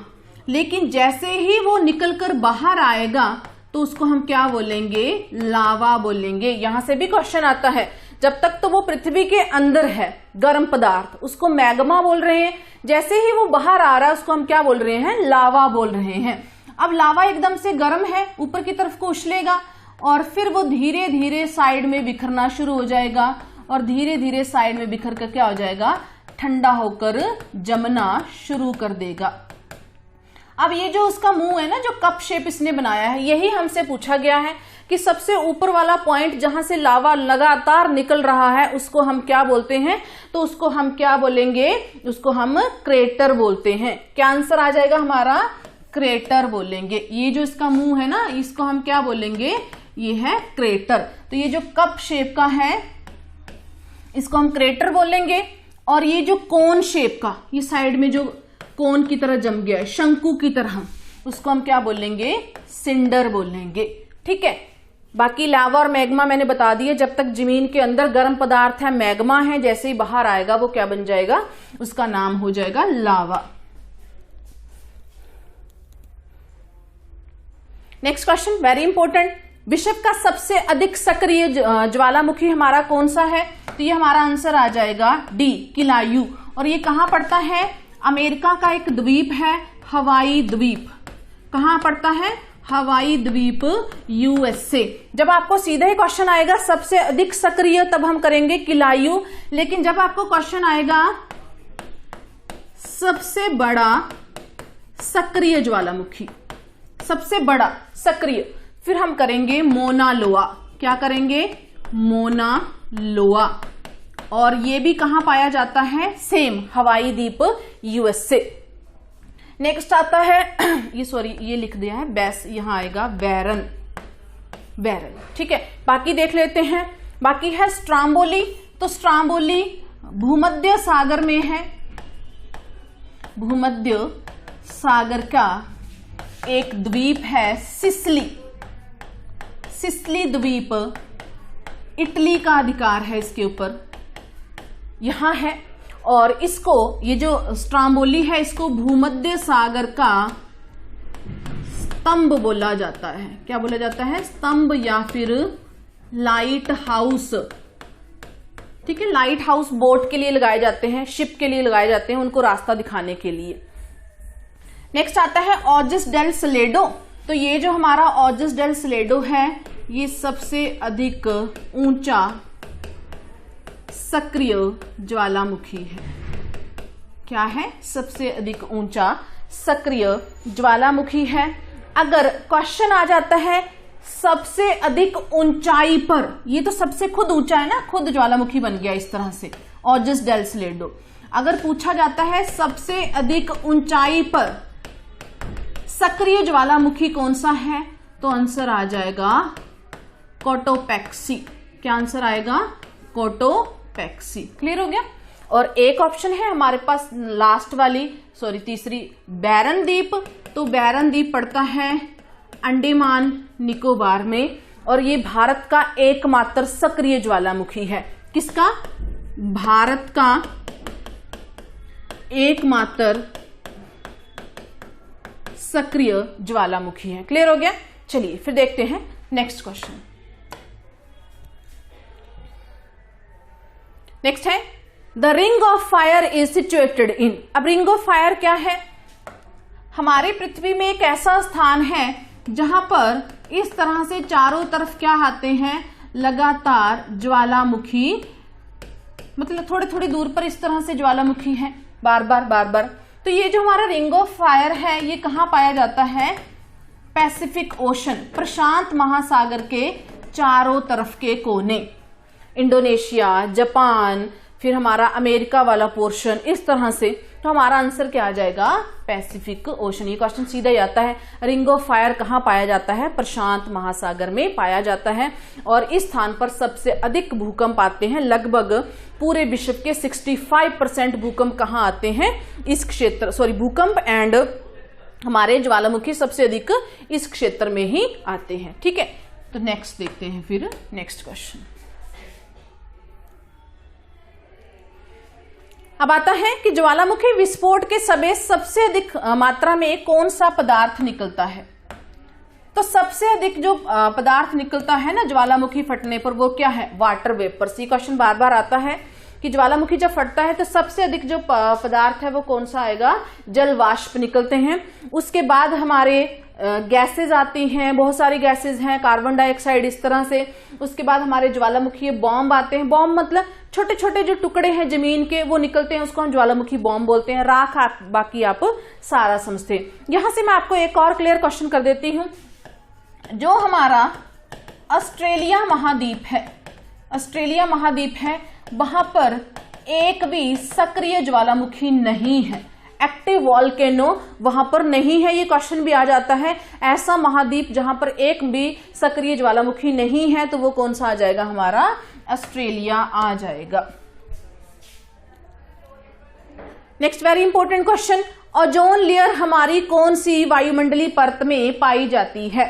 तो ये क्वेश्चन बार बार आता है, रिपीट होता है। अब हम सतह से सीधा कहां जा रहे हैं, वायुमंडल में। ये हमारा सरफेस है और इस तरह से हमारे सरफेस के ऊपर क्या है, वायु की परतें पाई जाती हैं। तो 2-3 परतें हैं, 4 हमारी, उनके नाम देख लेते हैं, वहां से आपको क्वेश्चन भी क्लियर हो जाएगा। ठीक है, ये हमारी पहली परत बन गई हमारी क्षोभ मंडल। पहली कौन सी आ गई, क्षोभ मंडल, जिसको हम ट्रोपोस्फेयर बोलते हैं। यहां से सीक्वेंस से भी क्वेश्चन आ जाते हैं। सबसे निचली परत कौन सी है, तो पहली मैंने कर ली क्षोभ मंडल।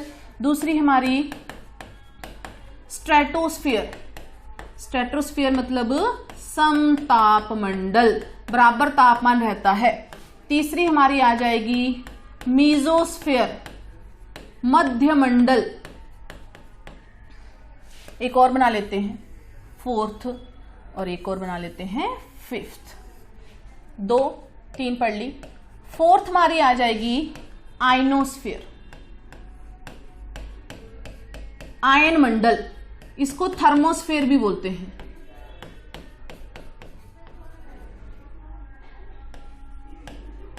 थर्मोस्फीयर। और लास्ट में हमारी आ जाएगी एक्सोस्फीयर, बाह्य मंडल। कौन सा, बाहरी मंडल। क्वेश्चन है हमारा ओजोन परत हमारी कौन सी इसमें पाई जाती है, तो आंसर आ जाएगा हमारा समताप मंडल। यहां जो हमारी समताप मंडल है ना, ये दूसरे वाली, इसके जहां खत्म होने वाली होती है, यहां पतली सी एक लाइन पाई जाती है ओजोन गैस की, जिसको हम क्या बोलते हैं, ओजोन मंडल बोल देते हैं। और ओजोन गैस आपको पता है सूर्य की हानिकारक जो हमारी अल्ट्रावायलेट रेज होती है, यूवी रेज, उनसे हमें क्या करती है, हमारी स्किन को प्रोटेक्ट करती है। अब फटाफट से देख लेते हैं कि हमारी 5 परतों की क्या क्या खूबियां हैं, इनमें क्या क्या पाया जाता है। सबसे पहले हमारा क्षोभ मंडल। तो क्षोभ मंडल में क्या पाए जाते हैं, मौसम संबंधी सारी घटनाएं कहां होती हैं, क्षोभ मंडल में होती हैं। मौसम, बादल बनना, बारिश होना, बिजली कड़कना, ये सारी एक्टिविटीज कहां होगी, क्षोभ मंडल में। इसलिए इसको हम संवहन मंडल भी बोलते हैं। क्या बोलते हैं, संवहन मंडल बोलते हैं। बाकी स्ट्रेटोस्फीयर, तो स्ट्रेटोस्फीयर में मौसम संबंधी कोई भी घटना नहीं होती है, इसलिए ये जो हमारी परत है वो जहाज उड़ाने के लिए क्या है, बेस्ट है। तीसरी आती है हमारी मीजोस्फीयर। तो मीजोस्फीयर में हमारा जो पृथ्वी का हमारी जो सतह का तापमान है वो एकदम से क्या हो जाता है, कम हो जाता है, और कहां तक चला जाता है, -100 डिग्री सेल्सियस तक पहुंच जाता है, एकदम से डाउन हो जाता है यहां पर आकर हमारे पृथ्वी का तापमान। बाकी आयनोमंडल, तो आयनोमंडल में प्लस और नेगेटिव चार्जेस पाए जाते हैं, पॉजिटिव नेगेटिव चार्ज पाए जाते हैं। जैसे हम किसी भी रिमोट का बैटरी का जो सेल होता है उसमें 2 तरह लिखा होता है, एक तरफ प्लस एक तरफ माइनस, हमारे नेगेटिव पॉजिटिव चार्ज। तो यहाँ हमारे कौन से चार्ज पाए जाते हैं, पॉजिटिव नेगेटिव चार्ज। और जो हमारी रेडियो तरंगे हैं मैसेज आते हैं ना हमारे रेडियो तरंगे या हमारे फोन का सिग्नल, वो पृथ्वी से यहां टकरा कर क्या आ जाता है, पृथ्वी की तरफ को वापस आ जाता है। उसके बाद आती है हमारी एग्जोस्फीयर। तो एग्जोस्फीयर हमारी सबसे बाहरी मंडल है, ये धीरे धीरे धीरे हमारे स्पेस के साथ क्या हो जाती है, मिल जाती है, और यहां पर हमारी हाइड्रोजन और हीलियम गैसें पाई जाती हैं। क्लियर हो गया? तो हमारा आंसर क्या आ जाएगा, सी आ जाएगा, स्ट्रेटोस्फीयर। चलिए फिर देखते हैं नेक्स्ट क्वेश्चन।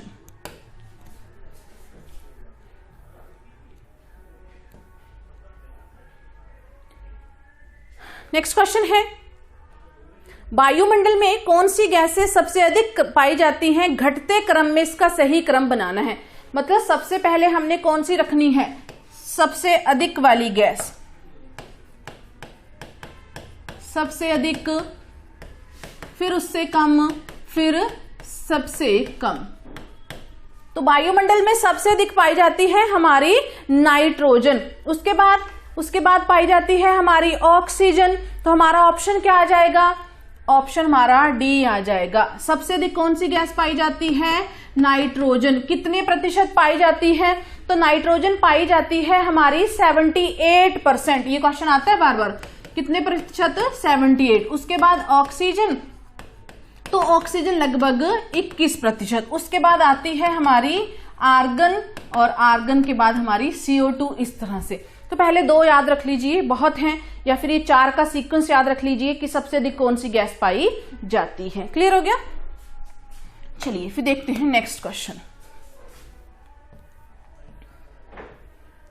नेक्स्ट क्वेश्चन अभी मैंने थोड़ी देर पहले करवाया है, मौसम संबंधी घटनाएं जैसे वर्षा होना, धुंध बनना, बिजली चमकना कौन सी परत में होती है। तो ये तो आप आराम से कर सकते हैं कि मौसम संबंधी घटनाएं हमारी कौन सी परत में होती हैं, क्षोभमंडल में होती हैं। क्लियर हो गया? बाकी आपको पता है, मैंने क्लियर कर दिए पहले। बाकी देखते हैं नेक्स्ट क्वेश्चन। नेक्स्ट क्वेश्चन है, ऊंचाई बढ़ने के साथ तापमान में कमी आती है। ठीक है, जैसे जैसे हम ऊपर की तरफ को जाते हैं तापमान में क्या आ जाती है, कमी आ जाती है, और जैसे जैसे हम ऊपर की तरफ को बढ़ेंगे जो हमारा तापमान है वो क्या होना हो जाएगा, शुरू कम होना। और ये ऊंचाई है, ऊंचाई के साथ तापमान कम हो रहा है। यहां हमसे पूछा गया है कि किस दर से कम होता है। तो शुरुआत में 165 मीटर जब आप ऊपर जाएंगे ना, तो 1 डिग्री सेल्सियस क्या हो जाएगा, कम हो जाएगा। और एक स्टेज ऐसी आती है मध्यमंडल में, मीजोस्फीयर में, कि ये बिल्कुल क्या पहुंच जाता है, 100 डिग्री, -100 डिग्री पहुंच जाता है। तो हमारा जो आंसर है वो सी है। बाकी हमारी ए ऑप्शन क्या है, तो जब हम पृथ्वी के अंदर जाते हैं, सतह से नीचे जाएंगे, तो हमारा जो तापमान है वो बढ़ता है। कितनी गति से, प्रति 32 मीटर पर 1 डिग्री सेल्सियस क्या होगा, बढ़ेगा। कब, पृथ्वी के अंदर। नेचुरल है, जब हम अंदर की तरफ को जाएंगे तो गर्मी बढ़नी शुरू हो जाएगी। कितनी बढ़ेगी, प्रति 32 मीटर पर 1 डिग्री सेल्सियस इंक्रीज होता है। और जब हम ऊपर की तरफ को जाएंगे तो तापमान में कमी आएगी। कितनी कमी आएगी, 165 मीटर पर 1 डिग्री सेल्सियस क्या हो जाएगा, कम हो जाएगा। चलिए देखते हैं next question. Next question very important, विश्व का दूसरा सबसे बड़ा द्वीप कौन सा है। ये क्वेश्चन बार बार आता है, बहुत इंपॉर्टेंट है। मैं सीधे 4-5 द्वीप क्या होते हैं, समुद्र या किसी भी पानी के स्थान के अंदर बड़े बड़े जो हमारे जमीनी पोर्शन है, लैंड एरिया है, उनको हम क्या बोलेंगे, द्वीप बोलेंगे, जो चारों तरफ से क्या है, पानी से घिरे हुए हैं। तो सबसे बड़ा जो हमारा लैंड है वो हमारा कौन सा आ जाएगा, ग्रीनलैंड। सबसे बड़ा द्वीप हमारा कौन सा है, ग्रीनलैंड। और दूसरे नंबर पर आ जाता है हमारा बोर्नियो। दूसरे पर कौन है, बोर्नियो। तीसरे नंबर पर आ जाएगा न्यू गुनिया। तीसरे नंबर पर कौन सा आ जाएगा, न्यू गुनिया। चौथे नंबर पर हमारा आ जाएगा मेडागास्कर। ठीक है जी, तो हमारा क्वेश्चन क्या है, विश्व का दूसरा सबसे बड़ा द्वीप कौन सा है। सॉरी, 1 मिनट रुकना जरा, थोड़ा सा गलती होगी है यहां पर। ये हमारा आ जाएगा दूसरा और ये आ जाएगा हमारा तीसरा। पहले पर ग्रीनलैंड, दूसरे पर हमारा क्या आ जाएगा, न्यू गुनिया आ जाएगा। तो हमारा आंसर क्या होगा, न्यू गुनिया। क्लियर हो गया, आंसर क्या है, न्यू गुनिया। और कौन से समुद्र में पड़ता है ये, प्रशांत महासागर में पड़ता है। ठीक है, अब देखते हैं नेक्स्ट क्वेश्चन हमारा क्या है। बाकी कुछ याद करने वाला नहीं है, सीधे याद रखेंगे पहला, दूसरा, तीसरा, चौथा नंबर। अब यहां पूछा गया है हिंद महासागर का सबसे बड़ा द्वीप कौन सा है, हिंद महासागर। तो आंसर करते हैं सीधा ही, नाम है इसका मेडागास्कर। मेडागास्कर इंडियन ओशन का हिंद महासागर का सबसे बड़ा द्वीप है। बाकी आता है बेफिन, तो बेफिन हमारा आर्कटिक महासागर का सबसे बड़ा द्वीप है। बाकी करते हैं मालदीव, तो मालदीव विश्व का सबसे छोटा महाद्वीप है। क्या है, सबसे छोटा महाद्वीप है। बाकी सुमात्रा, तो सुमात्रा ये हिंद महासागर का दूसरा सबसे बड़ा महाद्वीप है। क्लियर हो गया, तो हमारा आंसर क्या आ जाएगा, ए आ जाएगा, मेडागास्कर। आज की सीरीज में हमारे यही क्वेश्चन थे, बाकी हम करेंगे नेक्स्ट वाले सीरीज में।